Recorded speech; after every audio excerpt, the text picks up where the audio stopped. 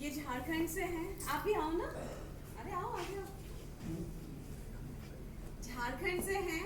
Last 19 को मैं पानीपत जा रही थी, किसी कैंगन के सिलसिले में जा रही थी, और कुदरती ऐसा हुआ कि उसी ट्रेन में ये मुझे मिले। मालवा में हम जा रहे थे, और ये मान के चलिए 11 बज चुके थे, सोने की तैयारी थी। ये फ़ोन में किसी से बात कर रहे थे रिगार्डिंग उनकी डॉटर है ये, इसको एप्लास्टिक एनीमिया है। ये एक ऐसी बीमारी है जिसका भी इलाज बस ट्रांसप्लांट, बोन मैरो का ट्रांसप्लांट होता है। तो पिछले 4 महीने से काफ़ी परेशान थे, और आखिरी जो डिसीजन था वो CHL अपोलो ने कह दिया था कि आपको ट्रांसप्लांट ही करना है। और ये पूरी तैयारी के साथ जा रहे थे दिल्ली एम्स के लिए, और कुदरती ऐसा हुआ कि इनसे मिलना हुआ, मेरा बातचीत हुई, रिपोर्ट्स देखी और बताया। मैंने इनसे कहा कि आप मुझे 11 दिन का वक्त दीजिए, बस मेरी एक इच्छा है कि आप ये पानी एक बार कंज्यूम करके देख लीजिए, और फिर देखते हैं रिजल्ट क्या होता है। उन्होंने ये समझा। बात ट्रेन में हो रही थी। ये सारी ट्रेन में रात के 11 बजे, बस सोने वाले थे, लेग में बीच वाले उस पे बर्थ पे थी, और भैया सबसे टॉप पे थे, और ऐसे हमारी बात हो रही थी। सब सो चुके थे। कुछ टाइम बाद ऐसा हुआ कि आसपास वाले सारे आके बैठ गए और सुनने लगे मेरी बातें कि मैं क्या बोल रही हूँ। वो जानकार थे, नहीं चलिए अच्छी बात है और देख लेते हैं। नेक्स्ट डे दिल्ली में, 2 दिन बाद मैं पानीपत से आई, दिल्ली में इनसे मिली, डेमो दिखाया, इनको समझाया, और आगे की कहानी वो बताएंगे। जी जी, मेरा नाम मकसूद अख्तर है, मैं झारखंड से हूँ। मेरा नाम मकसूद अख्तर है, झारखंड से हूँ। ये मेरी बेटी है, शाइस्ता परवीन नाम है। इसको पिछले 4 महीने से एप्लास्टिक एनीमिया है, जो कि भेलोर में क्लियर हुआ। काफ़ी सीरियस हो गई थी, हम भेलोर इसको लेके गए थे, वहाँ क्लियर कर दिया कि इसका एक ही इलाज है और वो है ट्रांसप्लांट। तो हम वहाँ से एक मित्र के कहने पे कोलकाता आ गए, जहाँ पे होम्योपैथिक से मुझे बताया गया था कि ट्रीटमेंट होता है। लेकिन 1 महीने वहाँ भी ट्रीटमेंट करने के बाद जब कोई असर नहीं हुआ, तो लास्टली हम यहाँ भी एक डॉक्टर होम्योपैथिक का पता चला था इंदौर, तो हम यहाँ आ गए। यहाँ आने के बाद हमने वहाँ भी ट्रीटमेंट करवाया। उस टाइम इसका प्लेटलेट्स 24,000 था। जब हम यहाँ लेके आए थे उस टाइम चेक करवाया तो 24,000 था।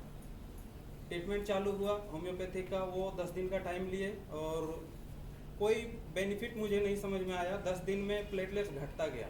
लास्टली 12,000 जब हो गया तो वो डॉक्टर बोले कि आपको प्लेटलेट्स चढ़ाना होगा, और 2 यूनिट मैंने चढ़ाया। फिर नेक्स्ट डे जब इसका चेक करवाया प्लेटलेट्स, तो CBC करवाया तो 6,000 आ गया, यानी चढ़ाने के बाद भी वो ख़त्म हुआ।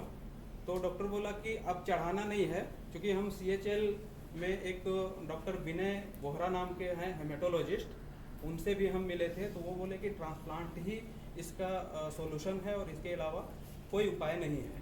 ठीक है, तो यहाँ पे जो बिल बताए थे वो मुझे लगा कि कॉस्टली है। फिर मैंने दिल्ली पता करना चाहा, और हम दिल्ली जा रहे थे। इसी दौरान हमारे एक अंकल हैं, वो JNU में प्रोफेसर हैं, डॉक्टर ये ख्वाजा इकरामुद्दीन नाम है उनका।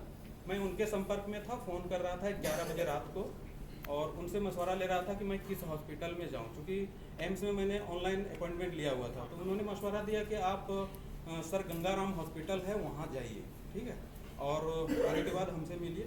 तो यही सब हम शेयर कर रहे थे। तो मैडम सुप्रिया जी हमको बात जब फ़ोन ख़त्म हो गया उसके बाद बोले कि भैया आपको क्या प्रॉब्लम है, सो आप हमसे शेयर कीजिए। फिर मैंने बताया इनको, पूरा रिपोर्ट दिए। देखने के बाद ये बताई, कुछ बुक वगैरह में दिखाई कि इसका सॉल्यूशन हमारे पास है, और ये कैंगन वाटर से है। वाटर थेरेपी आपको हम सिर्फ 10 से 11 दिन का टाइम लेंगे। आपने इतना समय बिताया है, तो मुझे 10 और 11 दिन अगर दे सकते हैं तो हम इसका सॉल्यूशन आपका निकाल देंगे। बगैर ट्रांसप्लांट का ये ठीक हो सकती है। तो मैंने कहा ठीक है, मैं दिल्ली जा रहा हूँ, दिल्ली के बाद मैं वापस आता हूँ और इसको भी ट्राई करते हैं। और दिल्ली से मैं हमको मिले, जैसे बताया, वहाँ डेमो देखे। डेमो देखने के बाद वहाँ से हम पानी लिए लगभग 10 लीटर, और 2-3 दिन के लिए वहाँ लिए थे, फिर इसको पिला रहे थे। और वापस फिर हम वहाँ से सब कुछ करने के बाद मैंने अपना सारा पेपर तैयार कर लिया था ट्रांसप्लांट के लिए सर गंगाराम हॉस्पिटल में। उसके बाद हम वापस आ गए इंदौर। इंदौर आने के बाद मैं कंटिन्यू इनके पास आया, और 5 दिन बाद छठे दिन में इसका CBC करवाया और रिजल्ट जो आया, जो 7000 प्लेटलेट्स था वो बढ़ के 26,000 हुआ। हीमोग्लोबिन 6.2 ग्राम था। उसके बाद ठीक 29 तारीख को ये रिपोर्ट मैंने लिया था। उसके बाद 1 तारीख को दोबारा फिर हम CBC करवाए तो 6.2 जो हीमोग्लोबिन था वो बढ़ के 6.50 हुआ, यानी हीमोग्लोबिन पूरे 4 महीने बाद पहली बार बढ़ा।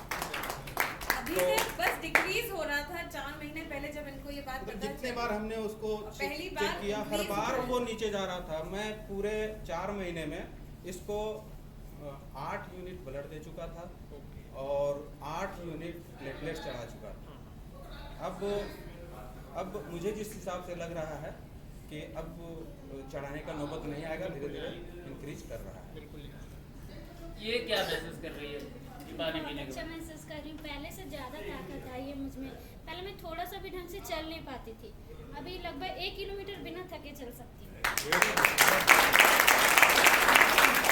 बाथरूम तक जाने में इसको काफ़ी प्रॉब्लम हो रहा है। यानी जब मैं वेलोर गया था मेरे पास इतना कम टाइम बचा था, मुझे लग रहा था कि अगर हम बाय ट्रेन जाएंगे तो शायद बहुत कुछ हो चुके होंगे। तो मैं बाय एयर वहाँ पहुँचा था और तुरंत जाके एडमिट किया था।